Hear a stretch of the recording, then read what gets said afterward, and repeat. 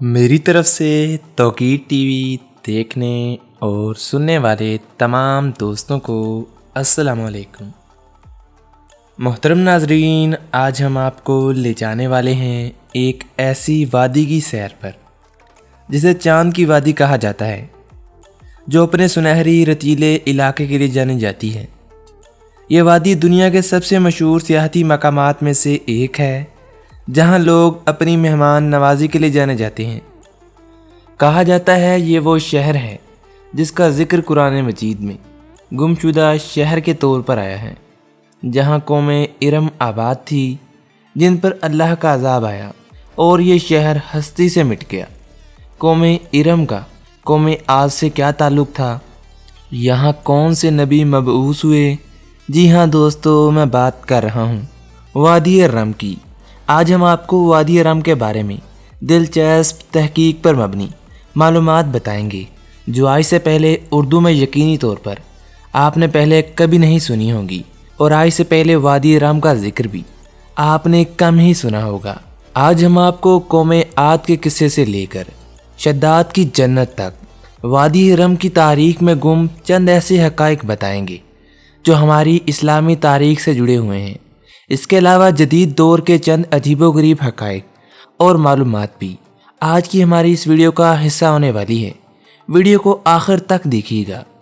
दोस्तों, वादी रम, जिसे वादी अल कमर भी कहा जाता है, उक़बा के मशरिक़ में 60 किलोमीटर जनूबी उर्दन में रेत के पत्थर और ग्रेनाइट चट्टानों में कटी हुई एक वादी है। ये उर्दन की सबसे बड़ी वादी भी है। ख्याल किया जाता है कि वादी रम या वादी राम का नाम इरम के इब्तदाई नाम से पड़ा, जिसका जिक्र कुरान मजीद में गुमशुदा शहर के तौर पर किया गया है। वादी इरम तारीखी ज़माने से बहुत सारी इंसानी सकाफ़तों के ज़रिए आबाद हैं। मगरिब में वादी रम बरतानवी अफसर टी.ए. लॉरेंस के साथ अपने ताल्लुक़ के लिए मशहूर है, जो जुलाई 1917 से 1918 की अरब बगावत के दौरान कई बार यहाँ से गुजरा और कई दहाइयों में वादी रम की एक चट्टान की तश्कील, जिसे असल में जबल अल मज़मर कहा जाता है, यानी कि ताउन का पहाड़, इसका नाम लॉरेंस की किताब में हिकमत के 7 सतूनों पर रखा गया, और लॉरेंस की किताब जंग के बाद लिखी गई थी। हालांकि किताब में जिन 7 सतूनों का जिक्र किया गया है, इसका वादी रम से कोई ताल्लुक़ नहीं। इन्होंने इस नाकाबिले तलाफ़ी जगह को बाज़ंतीनी फ़न तामीर की आखिरी झलक दी। लॉरेंस ने मौसम बहार में ऐन शाला के साथ अपनी मुलाकात को भी बयान किया, और ऊपर की चट्टान पर वाज़ेह तौर पर नबातियन के नौशाजात का जिक्र भी किया, और एक डूबा हुआ पैनल, जिसे मोनोग्राम या अलामत कहा जाता है, इसका जिक्र भी किया। और मज़ीद जिक्र करते हुए इसने बताया कि यहाँ इर्द गिर्द अरब खराशें भी थीं, जिनमें कबीले के मुख्तलिफ निशानात शामिल थे। 1933 में नबातियन मंदिर, जिसे रेस्ट हाउस के तौर पर इस्तेमाल किया जाता है, इसकी दरियाफ्त ने मुख्तसर तौर पर इस सहरा की तरफ लोगों की तवज्जो दिलाई। माहिरीन सारा कदीमा की एक फ्रांसीसी टीम ने 1997 में इसकी खुदाई मुकम्मल की।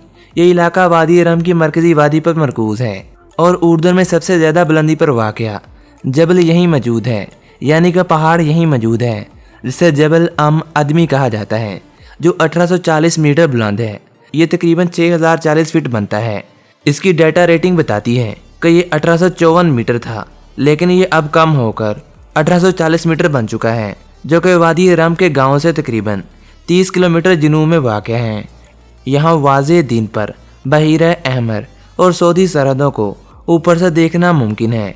जबल राम या जबल रम यहाँ सतह समुंदर से 1734 मीटर की बुलंदी पर वाक़ है, जो कि उर्दन की दूसरी बुलंद तरीन चोटी और वस्ती रम की सबसे ऊँची चोटी है, जो वादी रम से बराह रास्त ऊपर उठती है। दोस्तों, लॉरेंस ऑफ अरेबिया में 1962 में वादी रम के सराई मनाजर ने उर्दन की सियाहत की सनत का आगाज़ किया, और वादी रम उर्दन के मकबूल तरीन सियाहती मकामात में से एक बन गई, और इसने दुनिया भर से सियाहों की एक बड़ी तादाद को अपनी तरफ मतवज्जा किया। वादी रम ज़ालबिया कबीले का घर है, जिसने पूरे महफूज इलाके में एक्वा एडवेंचर सियाहत और ख़िदमात को फ़रोग़ दिया है। ये लोग ज़्यादातर टूर गाइड्स होते हैं, जो रिहाइश और सहूलियात फराहम करते हैं। ये देहातों में रेस्टोरां और छोटी दुकानें भी चलाते हैं, जो ज़ायरीन के लिए खाना और बुनियादी सामान मुहैया करती हैं। इनकी गाइड सर्विसेज में इंतहाई तजुर्बा कार पहाड़ी और ट्रैकिंग गाइड शामिल हैं। ये लोग मुकामी इलाके के बारे में बेमिसाल इल्म रखते हैं और अक्सर 2 या इससे ज़्यादा ज़बानें रवानी में बोलते हैं। सहराई माहौल में मकबूल सरगर्मियों में यहाँ 4x4 का टूर, ऊँट की सवारी, सितारों के नीचे कैंपिंग, अरबी घोड़ों की सवारी, पैदल सफ़र और चट्टान पर चढ़ना शामिल है। इस इलाके में रहने वाले मुसाफिर सहरा में वाक़या बेडुइन तर्ज के कैंपों या ग्लैम्पिंग होटलों में रात भर जाग सकते हैं और पैदल सफ़र करने वाले और मुहिमजोई करने वाले मुसाफिर सितारों के नीचे बाहर कैंप लगाने का अपना इंतखाब भी कर सकते हैं। यहाँ दीमा और लामा ख़ताब इलाके में जबल एशरीन नामी सालाना मैराथन को भी मुनज़्ज़म करते हैं। यहाँ शानदार सराई मनाजर के अलावा वादी रम एक हैरान कुन सकाफत मंजरनामे की भी हामिल है। इस जगह के अंदर 25,000 पेट्रोगल्फिस, 20,000 नुशाजात और 154 आसार कदीमा के मकामात दरियाफ्त हुए हैं जो इंसानी फ़िक्र के इर्तिका और हरूफ तहजी की इब्तदाई तरक्की का सुराग देते हैं। वादी रम में दाखिल होने के लिए आपसे $60 फ़ीस ली जाएगी। इस इलाके में दाखिली दरवाजे से गुजरने के बाद आपको पहले वादी रम विजिटर सेंटर की तरफ जाना पड़ेगा, क्योंकि सयाहों के लिए बहुत सी टूर गाइड सर्विसेज वहीं दस्तयाब हैं। इसके अलावा फराहम करदा जीप और ऊँट भी यहाँ किराए पर दस्तयाब होती हैं।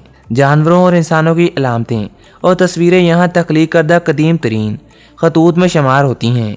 यहाँ आम फरोत पत्थर का पुल भी है जो एक चट्टान है जो 2 पथरीली पहाड़ियों को आपस में मिलाती है।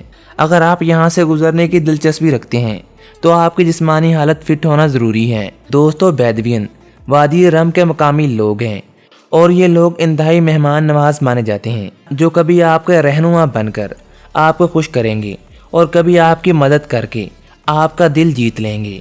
ये लोग यहाँ पर बहुत सी सहूलियात मुहैया करते हैं। यहाँ पर दूसरा नुमाया कबायली ग्रोह ज़वैडी कबीला है जो महफूज इलाके के शुमाली किनारे के देहात में मुकीम है। ये सियाहती खिदमात भी चलाते हैं, बाशमूल कैंप साइट्स और गाड़ियों के दौरे भी इन्हीं की जिम्मेदारी होती है। इसके अलावा रोज़ी रोटी के लिए मुकम्मल तौर पर ये सियाहत पर इंसार करते हैं। यहाँ दीगर कबाइलों में सवेलियन, उमरान, गैडमियन और डैबोर कबाइल शामिल हैं। ये मुख्तलिफ देहातों में रहते हैं जिनका इन्हसार बुनियादी तौर पर मवेशियों की परवरिश और जुज़वी तौर पर सियाहत पर होता है। अगरचे ज़्यादातर मकामी बदू देहाती बन चुके हैं, लेकिन ये अब भी दूध, गोश्त और दही की एक किस्म जमीत के लिए बकरियों को रेवड़ पालते हैं। दोस्तों, वादी रम में बहुत कम दरख्त पाए जाते हैं। इस सहरा की सैर करने वाले लोग आमतौर पर बहुत कम जानवर देख सकते हैं। इसकी हकीकी वजह यहाँ पर बहुत ज़्यादा दिन में गर्मी का होना है। यही वजह है कि जानवर रात में शिकार के लिए निकलते हैं। दोस्तों, प्रागैतिहासिक ज़माने से लोग वादी रम को घर कहते हैं। ये एक ज़माने में नबातियों की तरफ से आबाद था जिन्होंने मंदिरों, नुशाजात और चट्टान के नक्शों की शक्ल में अपना निशान छोड़ा।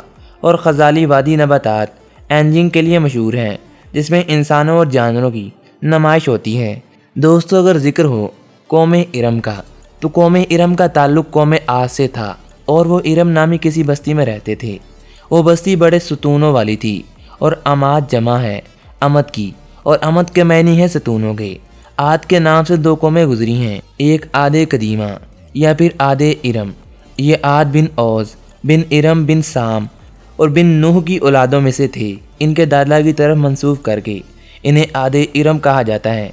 अपने शहर का नाम भी इन्होंने अपने दादा के नाम पर रखा था और इनका वतन अदन से मुस्सिल था। इनकी तरफ हज़रत ऊद अलैहिस्सलाम मबूस किए गए और इनकी रहाइश आकाफ के इलाके में थी। आकाफ में बसने वाली इस कौम ने बहुत तरक्की की और अल्लाह ने इस कौम को गैर मामूली कदो-कामत और क़ुव्वत अता फरमाई थी। इनमें हर शख्स का कद कम से कम 12 गज़ का होता था। ताकत का ये हाल था कि बड़े बड़े पत्थर जिसको कई आदमी मिलकर भी नहीं उठा सकते थे, इनका एक आदमी एक हाथ से उठाकर फेंक देता था। ये लोग ताकत और क़ुव्वत के बलबूते पर पूरे यमन पर काबिज हो गए। इस कौम के 2 बादशाह ख़ास तौर पर इनमें बहुत जाहो जलाल वाले हुए। वो दोनों भाई थे। एक का नाम शदीद था जो बड़ा था और दूसरे का नाम शद्दाद था जो इसके बाद तख्त नशीन हुआ। ये दोनों वसी इलाके पर काबिज हुए और बेशुमार लश्कर और ख़जाने इन्होंने जमा कर लिए। शद्दाद ने अपने भाई शदीद के बाद सल्तनत की रौनक व कमाल को अरूज तक पहुँचाया। इस दौर में किसी बादशाह में इतनी जुर्रत और ताकत नहीं थी कि इनका मुकाबला कर सकें। इसको इतना मगरूर और मुतकब्बर बना दिया کہ اس نے خدائی کا دعویٰ کر دیا۔ اس وقت کے علماء اور صالحین نے جو سابقہ انبیاء کے علوم کے وارث تھے اسے سمجھایا اور اللہ کے عذاب سے ڈرایا، تو وہ کہنے لگا جو حکومت اور دولت اور عزت اس کو اب حاصل ہے، اس سے زیادہ اللہ کی عبادت کرنے سے کیا حاصل ہوگا؟ جو کوئی کسی کی خدمت اور اطاعت کرتا ہے یا تو عزت و منصب کی ترقی کے لیے کرتا ہے یا دولت کے لیے کرتا ہے، مجھے تو یہ سب کچھ حاصل ہے، مجھے کیا ضرورت ہے کہ میں کسی کی عبادت کروں۔ حضرت ہود علیہ السلام نے بھی اسے سمجھانے کی کوشش کی، لیکن یہ بے سود رہا۔ سمجھانے والوں نے یہ بھی کہا کہ یہ حکومت دولت ایک فانی چیز ہے، جبکہ اللہ کی اطاعت میں آخری نجات ہے اور جنت کا حصول ہے، جو دنیا کی ہر دولت سے بہتر ہے اور زیادہ قیمتی ہے۔ اس نے پوچھا یہ جنت کیسی ہوتی ہے، اس کی تعریفیں اور خوبی بتاؤ۔ نصیحت کرنے والوں نے جنت کی وہ صفات جو انبیاء اکرام کی تعلیمات کے ذریعے ان کو معلوم ہوئی تھی اس کے سامنے بیان کی، تو اس نے کہا مجھے اس جنت کی ضرورت نہیں، ایسی جنت تو میں خود بھی دنیا میں بنا سکتا ہوں۔ قصہ مختصر یہ کہ اس نے وہ سب کیا جو اس کے مطابق جنت میں ہونا چاہیے۔ شداد اور اس کا انجام یہ ہوا جب اس بادشاہ نے اپنے لشکر سمیت اس جنت میں قدم رکھنا چاہا، اس کا ایک پاؤں ہوا میں تھا اور ایک پاؤں ابھی جنت سے باہر تھا کہ اس پر اللہ کا عذاب آ گیا، اور اللہ نے اس جنت کو بھی نیست و نابود کر دیا جسے شداد نے اللہ کے مقابلے میں بنایا تھا۔ بے شک وہ رب بہت رحیم اور رحم کرنے والا ہے، اس کے سوا کوئی مالک و خالق نہیں۔ عزیز دوستو، امید ہے آپ کو آج کی ہماری یہ ویڈیو پسند آئی ہوگی۔ ویڈیو پسند آنے کی صورت میں ہمارے چینل توقیر ٹی وی کو سبسکرائب لازمی کیجیے گا اور اس کے ساتھ آ رہے بیل کے آئیکن کو بھی لازمی دبائیے گا۔ ملتے ہیں ایک اور معلوماتی ویڈیو کے ساتھ، تب تک کے لیے اپنا بہت سارا خیال رکھیے گا۔ مجھے دیجیے اجازت، اللہ نگہبان۔